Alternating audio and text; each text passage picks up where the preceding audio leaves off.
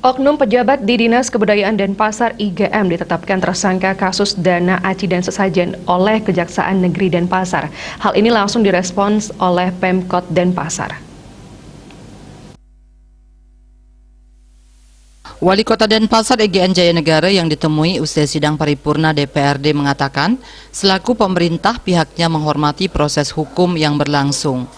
Jayanegara mengaku tetap menganut asas praduga tak bersalah. Artinya sejauh yang bersangkutan belum divonis sesuai dengan ketentuan minimal ada langkah-langkah pendampingan.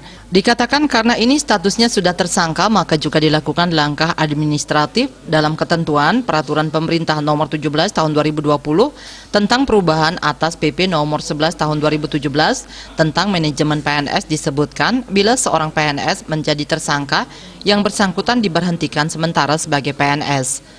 Wali kota asal Penatih ini juga berharap agar yang bersangkutan kooperatif dalam menjalankan proses hukum. Ini sebagai bentuk dan wujud untuk menghormati hukum sesuai dengan cara pandang masing-masing. Terkait pengganti sementara di Dinas Kebudayaan, Jayanegara belum bisa memastikan karena masih ada proses yang perlu dilihatnya lagi.